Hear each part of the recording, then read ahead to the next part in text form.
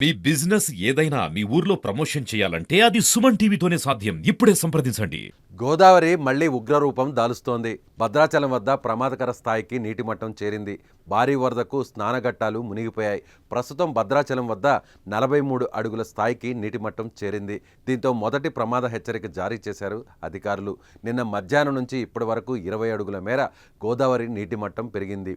ఇక 48 అడుగుల వరకు భద్రాచలం వద్ద గోదావరి నీటి మట్టం పెరిగే అవకాశం ఉందని కేంద్ర జలసంఘం అధికారులు అంచనా వేస్తున్నారు. గోదావరి దిగువన శబరి నది ఉప్పొంగి ప్రవహిస్తోంది. శబరి పోటు వేస్తే గోదావరి ప్రవాహం వేగం తగ్గి భద్రాచలం వద్ద నీటి మట్టం మరింత పెరిగే అవకాశం ఉంది. కేంద్ర జలసంఘం సూచనలతో జిల్లా యంత్రాంగం అప్రమత్తమైంది. గోదావరి తీర ప్రాంత వాసులు అప్రమత్తంగా ఉండాలని సూచన చేస్తోంది. ఛత్తీస్గఢ్లో కుండపోత వర్షాలకు దిగువకు భారీగా వరద వచ్చి చేరుకుంటోంది. తాలిపేరుకు భారీగా ఇన్ఫ్లో నమోదు కాగా ప్రాజెక్టు 24 గేట్లను అధికారులు ఎత్తివేశారు. ఇంద్రావతి నదికి ఇప్పటికే వరద భారీగా చేరుతోంది. ఈ ప్రభావంతో భద్రాచలం వద్ద గోదావరి ఉగ్రరూపం దాలుస్తోంది.